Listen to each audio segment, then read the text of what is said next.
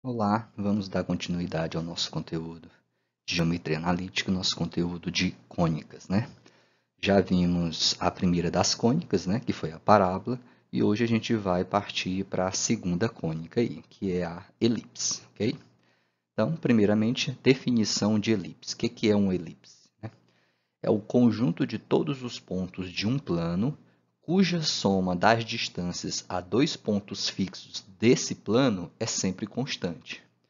Ou seja, né, de acordo com a nossa definição, vamos tentar ter uma interpretação aqui gráfica, né, geométrica dessa definição. Tá?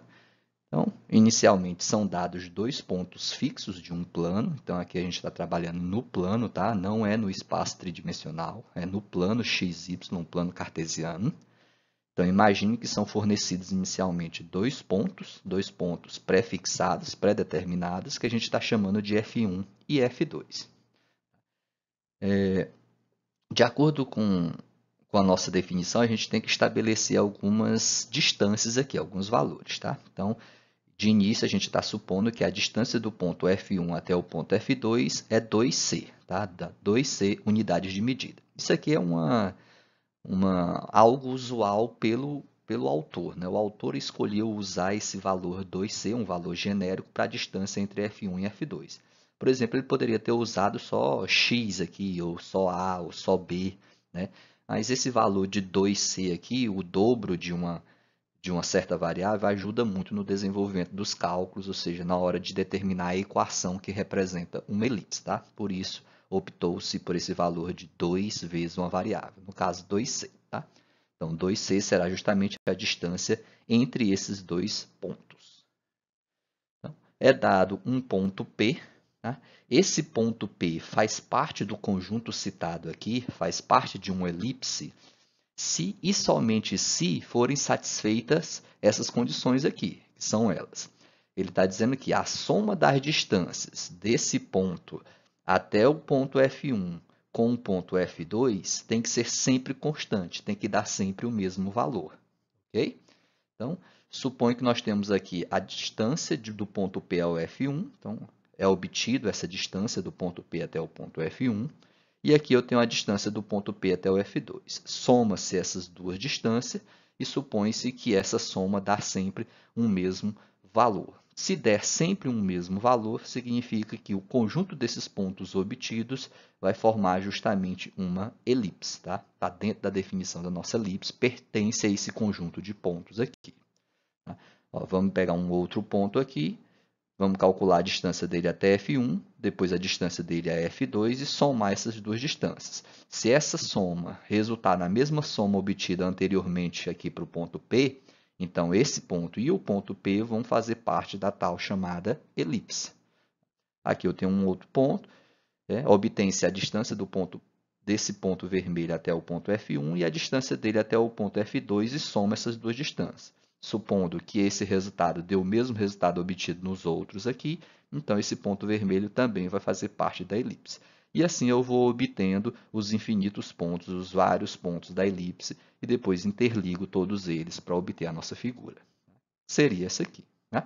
Vamos destacar ela aqui em vermelho. Todo ponto pertencente a essa linha vermelha satisfaz a nossa definição. Ou seja, qualquer ponto dado aqui, se a gente calcular a distância dele até F1 e a distância dele até F2 e somar essas duas distâncias, o valor obtido será sempre o mesmo.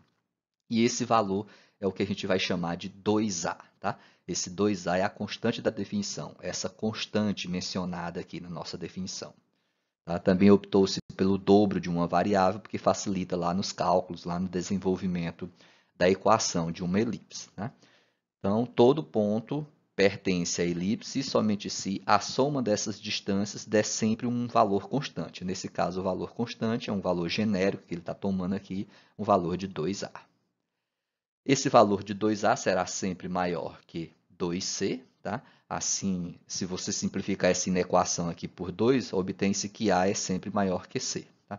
Então, para a elipse, nós teremos sempre o valor de A maior que C, ou seja, o valor da constante aqui da nossa definição tem que ser sempre maior do que o valor C, né, cujo 2C dá a distância entre esses pontos pré-fixados. Tá? Que a gente vai chamar de foco posteriormente. Então, assim, de acordo com a nossa definição aqui, que está em palavras, vamos fazer uma interpretação, né, uma transformação desse conceito, dessa definição que está em palavras, para uma simbologia matemática, para uma equação. Então, assim, um ponto P qualquer do plano pertence à elipse se e somente se for satisfeita a seguinte condição, ou seja, a distância desse ponto P até F1 mais a distância desse ponto P até F2 for sempre constante, e essa constante a gente está chamando de 2A. Ponto P pertence à elipse se somente se, ao somar essas duas distâncias aqui, esse valor resultar sempre o mesmo. Por mais que esse ponto varie aqui para a esquerda ou para a direita, se essas somas derem sempre o mesmo valor, sempre um valor constante, então esses pontos vão fazer parte desse conjunto, ou seja, da elipse. Okay? Vamos ver aqui uma outra animação, né, com um exemplo particular. Tá? Aqui eu estou tomando como a constante da nossa definição esse valor de 2A. Agora aqui no nosso exemplo eu vou pegar um valor real mesmo, tá? um valor particular aqui. Exemplo, são dados dois pontos inicialmente, F1 e F2, dois pontos pré-determinados no plano. Então, coloquei aqui F1 e F2. E vamos supor que a constante da nossa definição vale o número real 5, ou seja, o 2A aqui é igual a 5. Tá? Então, a constante da nossa definição, para esse exemplo, é de 5 unidades de medida. Okay? Ou seja, qualquer ponto da nossa elipse, ao calcular a distância desses pontos até F1 e F2 e somar os dois, tem que dar obrigatoriamente 5. Vamos obter esses pontos. Por exemplo, esse ponto em vermelho, a gente vai lá calcular a distância dele até F1, vamos supor, é essa linha aqui, representada por essa linha, esse segmento de reta, e vamos supor que essa distância está sendo de 3 unidades de medida. Se a distância desse ponto até o F2 for de 2 unidades de medida, ao somar essas duas distâncias vai dar exatamente 5. Então, significa que esse ponto vai pertencer ao conjunto definido aqui, ou seja, a elipse. E assim a gente vai obtendo outros pontos, né? Por exemplo, com o auxílio de uma régua, você vai tentando obter outros pontos, cuja soma das distâncias dê sempre 5. Né? Um outro exemplo aqui. Nesse outro ponto, vamos supor que a distância dele até F1 seja de 0,8 unidades de medida, e se a distância dele até o F2 for de 4,2, a soma 0,8 mais 4,2 vai dar exatamente 5 unidades de medida. Então, também é um ponto da nossa elipse. Ok? Então, vou juntar todos esses pontos obtidos e traçar uma linha, né? Interligar eles. É o que vai formar a nossa elipse. Ok? Vamos para os elementos da elipse, tá? Os elementos, os valores que a gente deve admitir, que a gente deve estabelecer numa elipse para, posteriormente, a gente tentar obter uma equação que represente, né? Uma equação para representar toda aquela figura, toda a elipse, todos os seus pontos. Então, primeiro, temos aqui uma elipse qualquer, né? Uma elipse genérica, temos dois pontos pré-fixados e aqui já determinei a elipse ao redor desses dois pontos. Tá?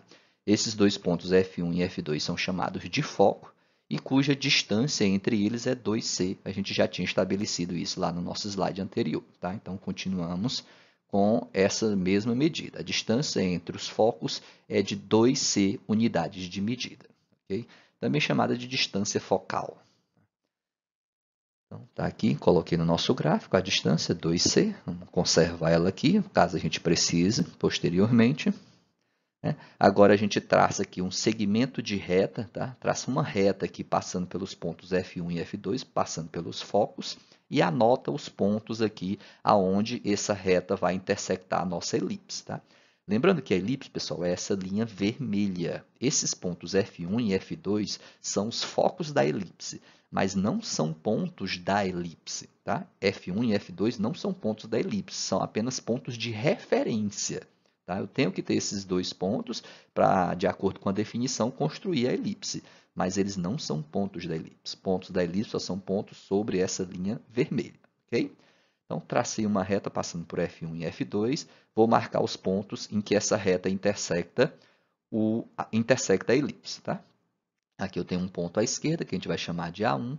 Aqui eu tenho um ponto à direita, que a gente vai chamar de A2. Tá? Esse ponto A1 e A2, os dois pontos formam um segmento de reta, ok? E esse segmento de reta é chamado de eixo maior da elipse, tá? Então, o segmento A1, A2 é o eixo maior, cujo comprimento desse eixo é 2A, né? Que é aquela definição lá, a constante da nossa definição, ok? Então, a distância entre o ponto A1 e o ponto A2 fornece o comprimento do eixo maior, o comprimento do eixo A1, A2. E esse comprimento é sempre de 2A. Né? Você pode até verificar isso aqui graficamente, né? Por que a distância de A1 até A2 dá justamente a constante da nossa definição. De acordo com a definição do slide anterior, a definição de elipse, todo ponto da elipse, a soma das distâncias de A1 até F1 e de A1 até F2, a soma dessas duas distâncias tem que dar 2A, porque A1 é um ponto da elipse. Então, se você pega essa distância e soma com essa, né, ó, A1 até F1 e A1 até F2, essa soma tem que dar 2A. Tá? Só que quando você traça esses dois segmentos de reta, ou seja, A1, F1 e A1, F2, esse segmento de reta aqui vai estar sobreposto. Né? Eu vou passar duas vezes em cima do A1, F1.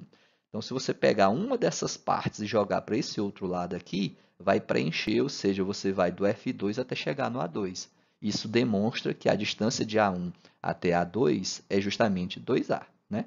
Ó, A1, F1, A1, F2. Então, se você pega esse segmento aqui, A1 até F2, e soma com esse pedaço aqui, A1, F1, que você pode pegar essa parte aqui, transcrever ela para cá, transportar ela para cá, vai chegar justamente no A2. Então, essa distância de A1 até A2 é realmente 2A. E vamos anotar ela aqui no nosso gráfico. Distância de A1 até A2, 2A. Agora, traçamos o ponto médio de F1 e F2, que também é ponto médio de A1 e A2, e esse ponto médio a gente vai chamar de C, e ele vai ser o centro da nossa elipse. Tá? Então, o que é o centro de uma elipse? É o ponto médio dos focos, ponto médio entre F1 e F2, que também é o ponto médio do eixo maior, né? O ponto médio do segmento A1, A2. Ok? É uma observação também. Os focos, pessoal, F1 e F2, sempre estarão sobre o eixo maior da elipse. Tá? Porque a elipse tem dois eixos. Tem esse eixo maior e tem esse eixo aqui ó, na vertical, que vai ser o eixo menor. Okay? Os focos vão estar sempre sobre o eixo maior, nunca sobre o eixo menor. Okay? A gente vai definir sempre dessa forma. Os focos estarão sempre sobre o eixo maior da elipse. Continuando. Traçamos agora um segmento de reta que seja perpendicular ao eixo maior. Né? Estou traçando um segmento de reta aqui, que é perpendicular ao eixo maior, A1, A2, e passando justamente no centro, passando justamente no ponto C. E marcamos aonde esse segmento de reta vai interceptar a nossa elipse. Né? Então, marquei o ponto aqui de baixo que eu estou chamando de B1 e o ponto aqui de cima que eu estou chamando de B2. E esse segmento B1, B2 é chamado de eixo menor da nossa elipse. Tá? Segmento B1, B2 é o eixo menor da elipse, cujo comprimento dele, ou seja, a distância entre esses dois pontos, a gente vai definir como sendo 2B, 2Bzinho. Ok?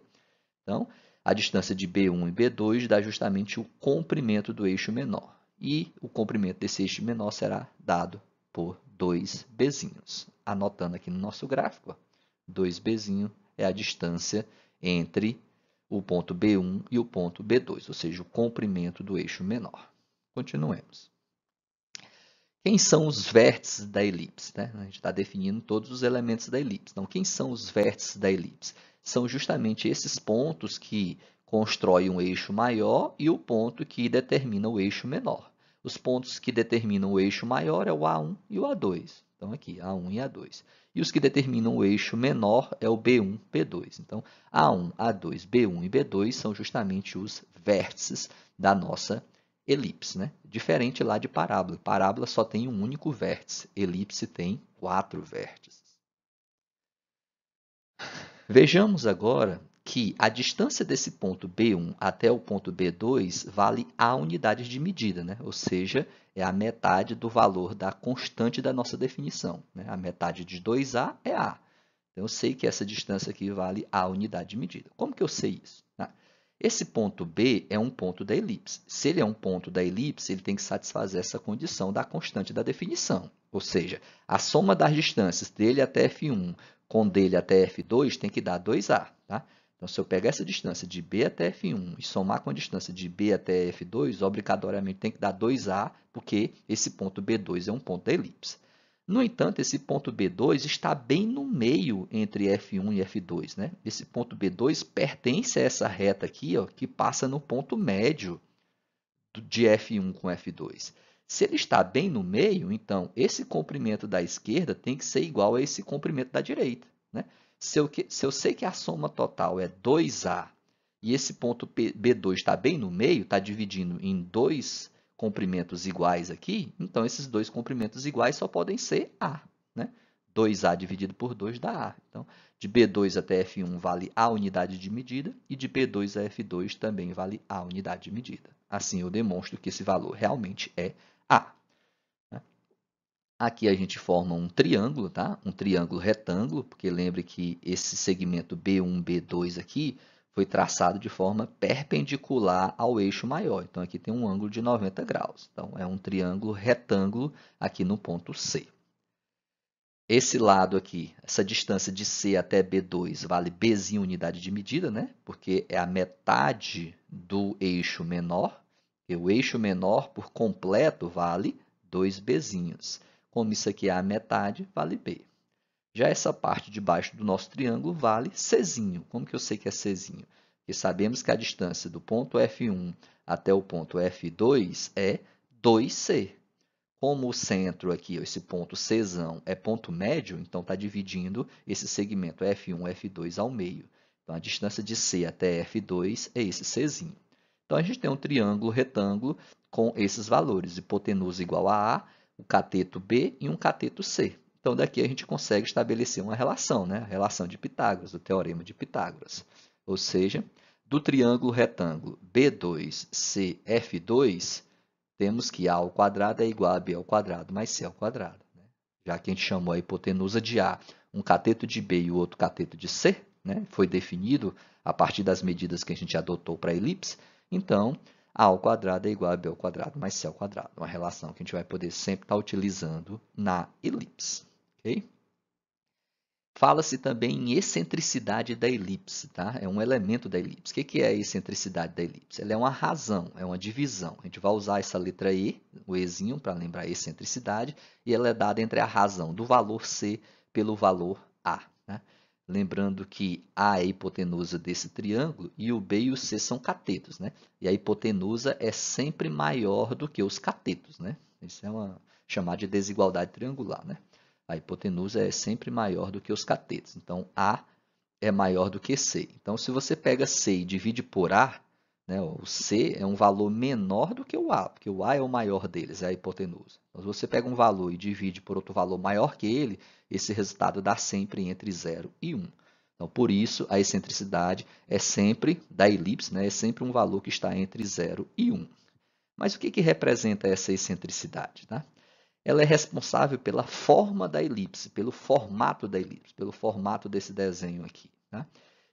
A excentricidade, quando ela é próxima de zero, né, ao calcular a excentricidade, se você achar valores próximos de zero, isso significa que o seu formato vai ser aproximadamente circular, ou seja, próximo de uma circunferência, de um círculo. Agora, se o valor de E der muito próximo de 1, então a gente vai ter circunferências mais achatadas, tá? Ou seja, mais parecendo com um segmento de reta do que com um círculo. Tá? Então, excentricidade próxima de zero fornecem elipses aproximadamente circulares, mais arredondadas. Já a excentricidade próxima de 1 vai fornecer elipses mais achatadas, beleza? Vamos continuar. Equações reduzidas da elipse, tá? Ou seja, vamos tentar estabelecer aqui, vamos tentar chegar em equações que representem uma elipse, tá? Para isso, a gente vai ter que considerar 4 casos distintos, tá? Uma observação bastante importante também. Nesse nosso conteúdo, nesse nosso estudo de geometria analítica aqui, a gente só vai estudar cônicas cujo eixo de simetria dela é paralelo a um dos eixos coordenados, tá? Ou seja, os eixos das nossas figuras ou vão estar na horizontal ou vão estar na vertical. Tá? A gente não vai estudar cônicas cujo eixo esteja com alguma inclinação, tá? Que esteja, por exemplo, na diagonal, assim. A gente só vai estudar cônicas que têm o eixo na horizontal ou na vertical, tá? Isso é a restrição do conteúdo da ementa do plano de curso de vocês, tá? Não entra aí cônicas cujo eixo seja inclinado, não está dentro. A gente vai ficar restrito a isso. Podem observar o livro mesmo que a gente está utilizando, que também faz essa restrição, ok? Então, o primeiro caso, a gente vai ver, né, vai tentar chegar em equações que representem elipses, cujo centro dela é o 0, 0, ou seja, é a origem do plano cartesiano, e o eixo maior, que seria um eixo de simetria também da elipse, né? E o eixo maior vai estar sobre o eixo OX, sobre o eixo X, sobre o eixo das abscissas. Então, significa que o eixo vai estar na horizontal e o vértice vai coincidir com a origem do plano cartesiano, o 0, 0. São elipses desse formato aqui, né? Elipse cujo centro está coincidindo com o ponto O aqui, com a origem do plano cartesiano, e o eixo maior dela está exatamente sobre o eixo X, sobre o eixo das abscissas. Okay? Anotamos os elementos dele aqui, F1 e F2 são os focos. Lembrando que a gente definiu que a distância entre os focos, né, a distância entre F1 e F2 é de 2C unidades de medida. Então, a metade dessa distância, que é a origem aqui, é Czinho, né? A metade de 2C, obviamente, é C. Então, a distância da origem até o ponto F2 é C, e a distância da origem até o ponto F1 também é C. No entanto, a abscissa desse lado esquerdo aqui é negativa. Então, por isso, menos C. Né? As coordenadas do ponto F1, menos C e 0. As coordenadas do ponto F2, C e 0. Okay? Aqui nós temos a metade do eixo menor, né? Que é a distância Bzinho, e aqui nós temos a metade do eixo maior, que é o Azinho. Né? Ou seja, a distância do centro até B1 e até B2 é Bzinho unidade de medida, essa distância aqui. Já a distância do centro até o A1 e até o A2 é Azinho unidade de medida, né? Porque a gente sabe, a gente definiu no slide anterior, que a distância entre A1 e A2, que é o comprimento do eixo maior, é 2A. Logo, a metade deles é justamente Azinho, né? Então, se a gente tivesse que obter as coordenadas desses pontos, ó, as coordenadas do ponto A1 aqui, seria o quê? Se a distância daqui para cá é A, é menos A e 0. Né? Já o A2, A e 0. As coordenadas do ponto B1, já que essa distância aqui vale Bzinho unidade de medida. Né? Esse lado aqui, o eixo Y é negativo, então seria 0 e menos B, e já as coordenadas do ponto B2 seria 0 e B, né? O Bzinho. Só algumas observações. Então, vamos da nossa definição. Vamos utilizar justamente a definição de elipse para chegar nessas equações. Né? Então, da definição de elipse, temos que um ponto P qualquer, ou seja, um ponto P genérico do nosso plano, toda vez que a gente toma um ponto genérico, a gente toma ele de coordenadas x e y, né? Onde x é a abscissa e y é a ordenada, e elas são variáveis, é para representar os infinitos pontos, os vários pontos da nossa elipse. Então, pela definição de elipse, um ponto P pertence à elipse se somente se a soma dessas duas distâncias for sempre constante. Ou seja, a distância de P até F1 somado com a distância de P até F2 tem que dar sempre 2A, já que 2A a gente definiu como sendo a constante da nossa definição. E a gente vai trabalhar com essa equação. É justamente essa equação que nos fornece a equação chamada de equação reduzida da elipse. Tá? Então, a gente pode trabalhar diretamente com essa definição para chegar nas equações de uma elipse, né, que dá um pouco mais de trabalho, mas pelo menos seria uma fórmula só para a gente memorizar, ou pode trabalhar com as equações que a gente vai desenvolver aqui. Né? Então, a gente vai desenvolver uma equação, depois de desenvolvida, a gente pode simplesmente utilizar ela. Né? É uma ferramenta que vai vir pronta, a gente vai deixar ela pronta agora, e a gente vai poder usar ela depois, sem necessariamente ter que usar a definição. Basta usar a fórmula já pronta, né? Mas vamos demonstrar pelo menos uma delas, e as outras eu vou só fornecer, porque a demonstração das outras é bem análoga. Na distância de P até F1, a gente vai tomar isso aí como em módulo de um vetor. Né? Lembrando que a nossa geometria é uma geometria vetorial, então a gente leva todas as nossas definições para a ideia de vetores. Então, calcular a distância do ponto P até F1, calcular a distância do ponto P até F1 é a mesma coisa que calcular o comprimento desse vetor. O comprimento do vetor que vai de P a F1 ou de F1 até P. Tanto faz o vetor formado aqui, o comprimento dele é o mesmo, né? E o que nos interessa aqui é só o seu comprimento, né? Já que a gente está trabalhando com a distância.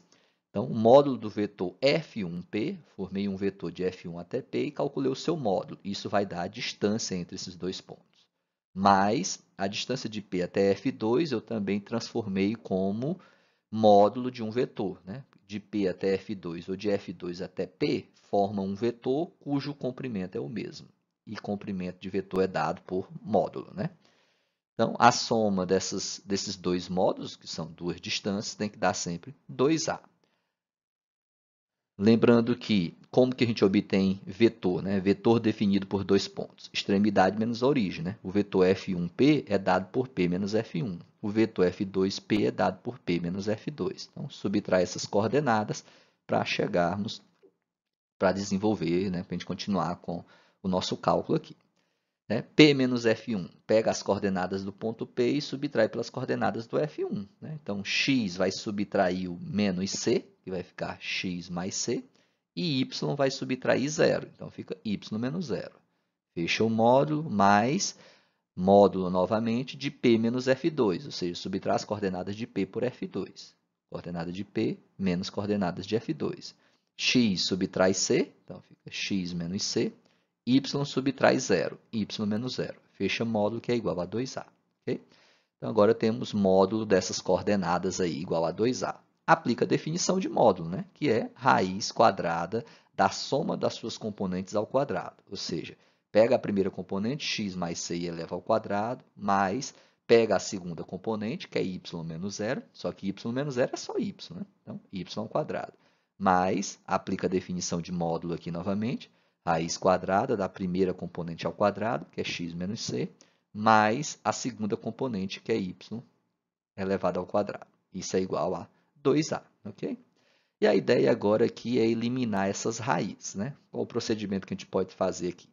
Leva uma dessas raízes para o segundo membro e eleva tudo ao quadrado, que aí você já elimina uma das raízes, né? Ainda vai permanecer a outra raiz, mas aí posteriormente a gente eleva ao quadrado novamente, que aí a gente acaba eliminando, acaba driblando, aí, retirando essas raízes. Então, primeiro vou levar um desses termos para o segundo membro, uma dessas raízes. Levei essa aqui. Tá? Eu deixei essa primeira no primeiro membro e essa segunda eu levei lá para o segundo membro. Então, ficou 2a, ela era positiva, então 2a menos a raiz quadrada dessa parte aqui.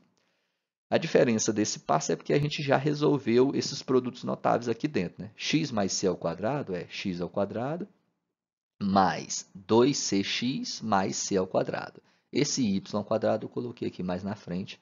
Não tem problema, né? Porque são adições, são soma. Eu posso mudar a ordem aqui que não tem nenhum problema. Então, aqui foi colocado o y mais à frente. Tá? E esse x menos c ao quadrado mais y ao quadrado foi levado para o segundo membro e já foi resolvido o produto notável também. X menos c ao quadrado dá x ao quadrado menos 2cx mais c quadrado. E o y quadrado foi colocado um pouco aqui à frente. Ok? A ideia agora, eu levei uma das raízes lá para o segundo membro, agora é elevar ao quadrado ambos os lados dessa equação. Entre parênteses, eleva ao quadrado ambos os lados da equação. Esse primeiro membro, ao ser elevado ao quadrado, vai sair da raiz. Então, tudo que é radicando aqui vai sair da nossa raiz. E aqui no segundo membro, ao elevar ao quadrado, observe que isso aqui é um produto notável, né? É um primeiro termo menos um segundo termo ao quadrado, ou seja, é 2a menos a raiz ao quadrado. Então, usa a regrinha de produto notável, ou seja, quadrado do primeiro termo, que dá 4a ao quadrado, menos 4 vezes o primeiro pelo segundo, 4 vezes 2a, duas vezes o primeiro pelo segundo, desculpa, né? Então, 2 vezes 2a dá 4a, vezes o segundo, que é a raiz, né? Multiplicação por raiz, você só repete a raiz. Mais o quadrado do segundo termo, ou seja, o quadrado dessa raiz. Quadrado de uma raiz quadrada é só eliminar a raiz quadrada. Então, pega todos esses termos que estavam dentro da raiz quadrada e joga aqui, ó, agora fora da raiz. Né? Elimina os termos agora que são comuns, né? Tipo esse x quadrado aqui com esse x ao quadrado aqui. Né? Tem um mesmo termo no primeiro e no segundo membro. Eles se anulam, né? Porque se você levar um deles para o mesmo lado do outro, vai ficar x ao quadrado menos x ao quadrado. Isso dá zero, então se anula. Então não vou mais repetir no próximo passo esse x quadrado. Esse y quadrado também vai se anular. Esse c quadrado aqui também vai se anular. Esse 2cx não se anula, tá? Porque tem ele aqui no primeiro membro e ele no segundo membro, mas eles têm sinais contrários. Quando eles forem levados para o mesmo membro, eles vão ter o mesmo sinal e não vão se anular. Porque se tem o mesmo sinal, você faz é somar. Então, depois de feito isso, né, sobrou apenas 2cx no primeiro membro e lá no segundo membro sobrou esses aqui. 4a ao quadrado menos 4a raiz quadrada disso aqui tudo, menos 2cx. Vou pegar esse termo que tem a raiz e levar para o primeiro membro. Ele estava negativo, agora ficou positivo, que é igual a esse 4a ao quadrado já estava aqui no segundo membro. Esse 2cx, ao levar para o segundo membro, vai ficar negativo. Só que aqui já tinha um 2cx negativo. Então, menos 2cx com menos 2cx dá menos 4cx. Né? Vocês vão ter sinais iguais, você soma eles, 2 mais 2 dá 4. Então, menos 4cx. Agora, é só você dividir por 4 toda essa equação para simplificar ela, né? Simplificar um pouco ela. Então, se eu divido o primeiro membro por 4 e o segundo membro por 4, então não vou ter mais esses 4 aqui no início. Então, vai ficar só a raiz quadrada, que é igual ao quadrado menos cx. Elevo tudo ao quadrado novamente, ó. Elevo tanto o primeiro membro quanto o segundo membro ao quadrado, que é para eliminar essa segunda raiz. Né? Ou seja, eu vou fazendo isso até acabar com todas as raízes. Então, quando eu elevo ao quadrado aqui, eu vou ter a ao quadrado vezes essa raiz ao quadrado. Raiz ao quadrado elimina a raiz. Então, vai ser a ao quadrado vezes tudo que está aqui dentro da raiz, porque eles vão sair da raiz. Então, a ao quadrado vezes tudo aquilo que estava dentro da raiz, que é igual, aqui é um produto notável, então, quadrado do primeiro termo, menos 2 vezes o primeiro pelo segundo, dá esse termo, mais o quadrado do segundo, que dá esse termo. Ok? Agora eu faço esse produto do A com todos os que estão dentro do parênteses, né? Distributivo aí, vai dar tudo isso aqui. Repetir o que estava lá no segundo membro, tá? Agora eu vou simplificar aqui e vou anular os termos semelhantes, né? Tem algum termo que se anula aqui, ó, o maior deles, né? Menos 2a quadrado cx com menos 2a quadrado cx, né? Estão em lados diferentes da equação e com o mesmo sinal. Então, um vai anular o outro, tá? Então, vai sobrar apenas os demais termos. E eu já vou colocar aqui embaixo, dando uma certa organização neles. Ou seja, primeiro eu vou colocar aqueles que têm x quadrado. Quais são eles?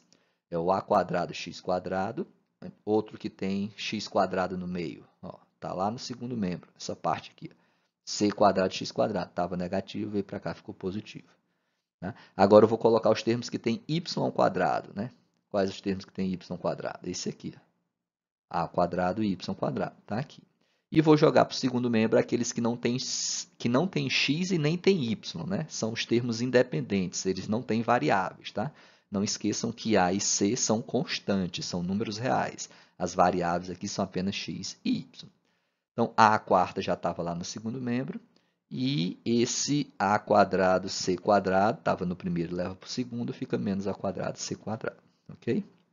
Agora, coloque em evidência esse x quadrado aqui, nesses dois primeiros termos. Então, colocando o x quadrado em evidência, dentro do parênteses vai sobrar a quadrado e c quadrado. Repete esse segundo termo, mais a quadrado e y quadrado, que é igual.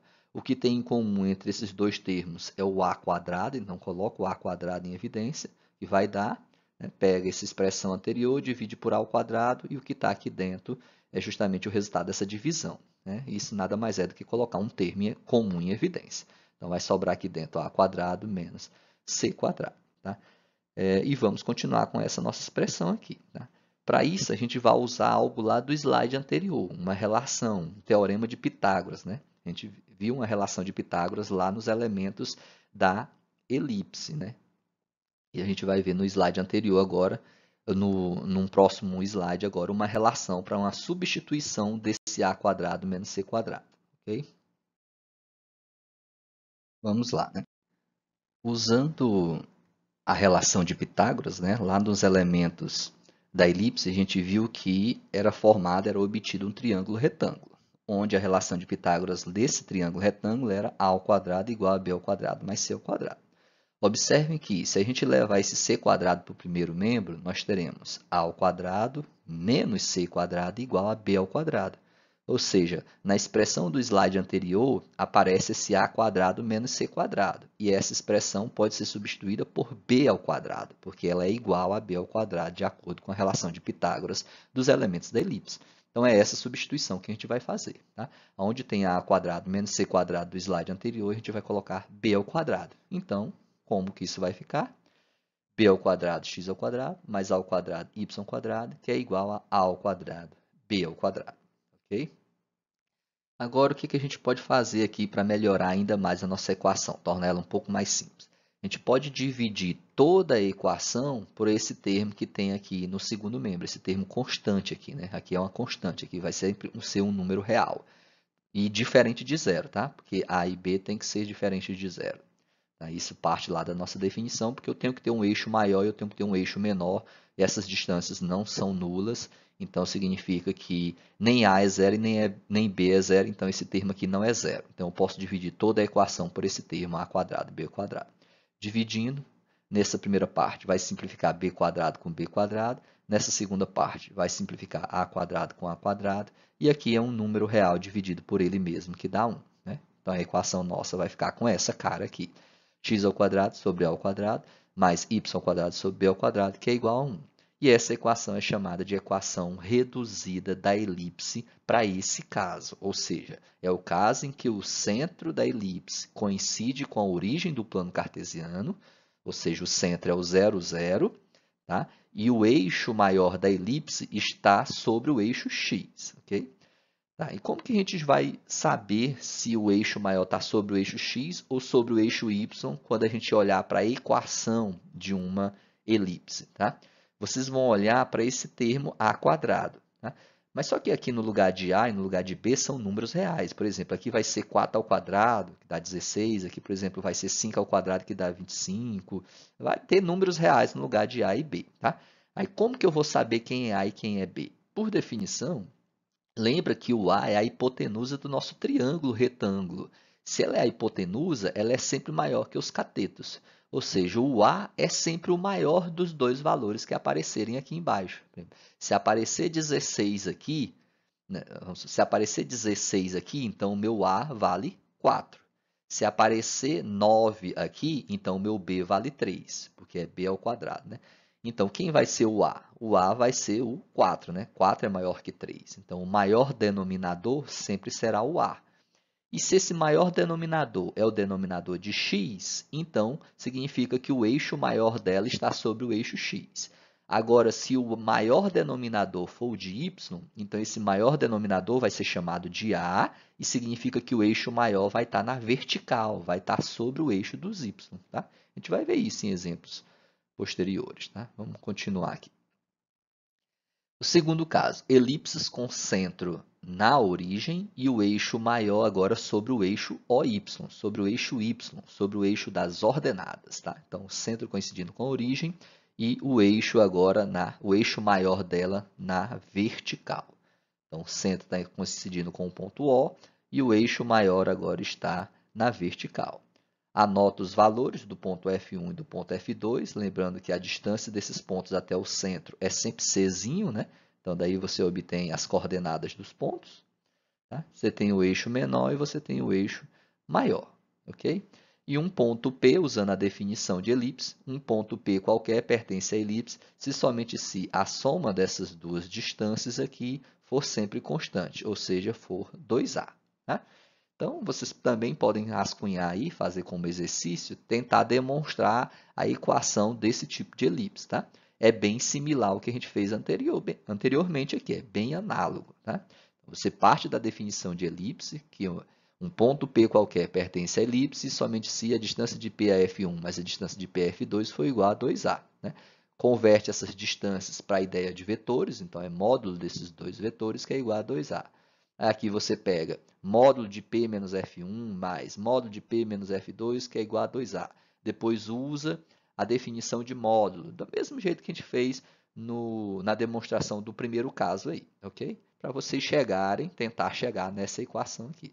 X² sobre B ao quadrado mais Y² sobre A ao quadrado, que é igual a 1. Que é uma equação reduzida da elipse para esse caso.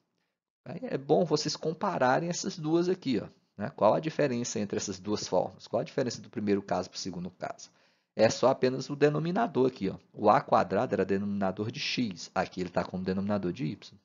O b quadrado era denominador de y, aqui ele está como denominador de x. Então, a ideia é sempre estar olhando para o a quadrado. Lembre que o a quadrado é sempre o maior denominador, tá? Então, nesse caso aqui, se a gente fosse tomar um caso particular, esse denominador do x quadrado aqui teria que ser maior do que esse denominador.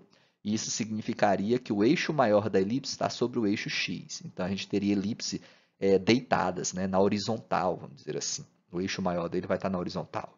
Agora, esse segundo caso, o a quadrado é denominador de y. O maior denominador vai ser o de y quadrado. Isso significa que o eixo maior vai estar sobre o eixo y. Vai estar aqui, ó, na vertical. Beleza? Vamos ver um exemplo aí. Uma elipse de centro na origem tem foco no ponto 3 e 0 e a medida do eixo maior, né, que é a distânciazinha do A1 até o A2, é de 8 unidades de medida. Determinar a sua equação. No caso, a equação reduzida, que foi os únicos formatos que a gente viu até então, né? Então, vamos lá, para a solução. Primeiro, é sempre bom você traçar um esboço daquilo que já se tem, tá? Do que é fornecido no problema. E toda vez que você joga esse esboço num gráfico, dali já dá para ter uma ideia do formato da sua cônica, da sua figura. Ela diz que o centro dela está na origem, o centro obrigatoriamente tem que estar aqui na origem, né? Para esse exemplo, o centro está na origem, né? Significa que sempre será na origem. Outros exemplos aí a gente vai ver com centros diferentes da origem. Mas nesse exemplo, o centro está na origem. O foco está no ponto 3 e 0. Né? Esse aqui é um ponto 3 e 0, é o ponto onde o eixo x marca 3 unidades de medida. Né? 0 porque significa que o ponto está em cima do eixo x. Né? Se a ordenada aqui é 0, é porque o ponto está em cima do eixo x. Então, aqui é o centro e aqui é o foco. Como que deve ser, então, essa elipse? Ela vai estar com o eixo maior sobre o eixo y ou com o eixo maior sobre o eixo x? Só com essas informações já dá para a gente saber? Já dá para a gente ter uma ideia? Sim, né? Porque você sabe onde está o centro e você sabe onde está o foco. Lembrem que os focos estão sempre sobre o eixo maior. Então, o eixo maior vai ter que estar aqui, ó, sobre o eixo x. Se o eixo maior está sobre o eixo x, a nossa elipse vai ter esse formato assim, ó, né? Vai ter esse formato aqui. Ela vai estar na horizontal, o eixo maior da nossa elipse. Isso por quê? Porque o centro está aqui e o foco está aqui. E, obrigatoriamente, o eixo maior tem que passar no centro e nos focos, tá?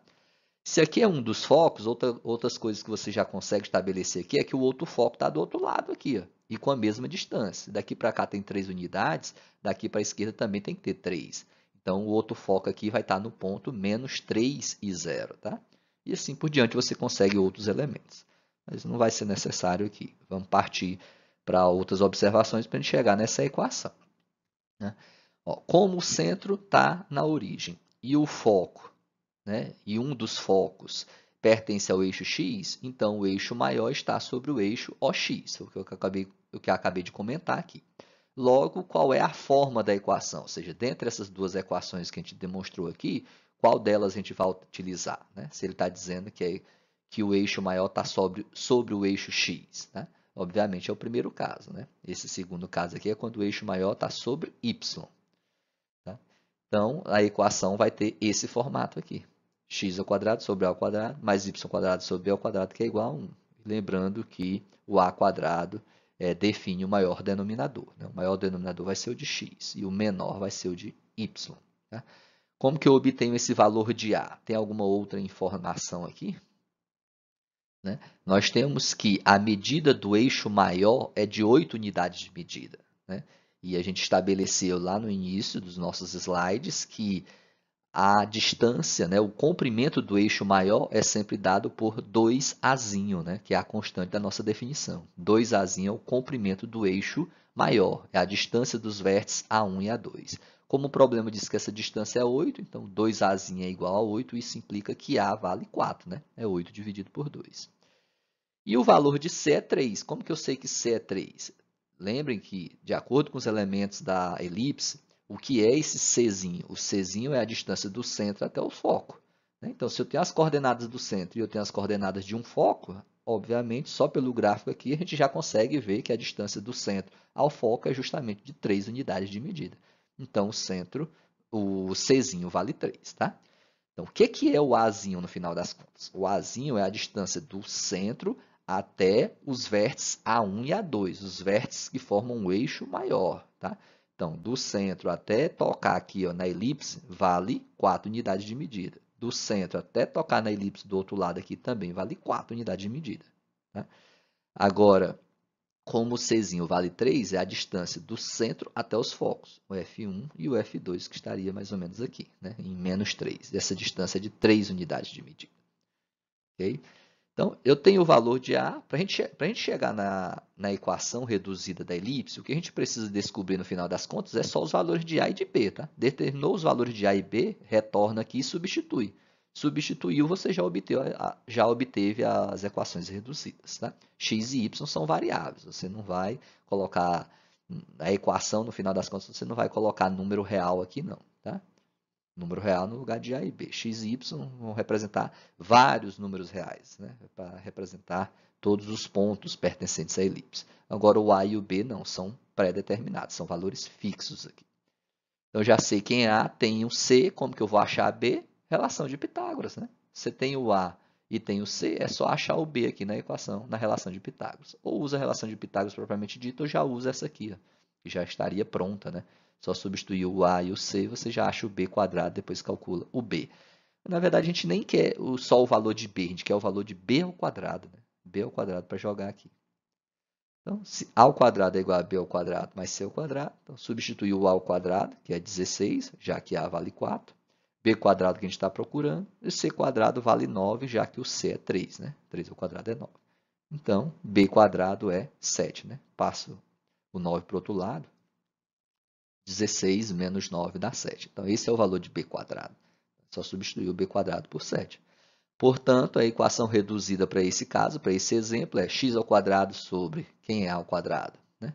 16, já que A vale 4, então substituo por 16, mais y quadrado sobre B quadrado, que vale 7, então sobre 7, que é igual a 1. E essa é a equação reduzida para esse caso, para esse exemplo. Tá? Equação reduzida da elipse, que tem centro na origem e eixo maior sobre o eixo x, ou seja, na horizontal. Tá? Tem outros tipos de equação que a gente consegue obter também da elipse. Tá? Outro tipo seria a equação geral. Como que eu obter a equação geral? Você tiraria o mínimo múltiplo comum aqui, em toda a equação, mínimo múltiplo entre 16 e 7, né? Para eliminar os denominadores, jogaria tudo para o primeiro membro e igualaria a zero. Isso seria a equação geral dessa elipse. Tá? A equação geral é sempre isso, é resolver os cálculos que tiverem aqui, jogar tudo para o primeiro membro e igualar a zero. Ok?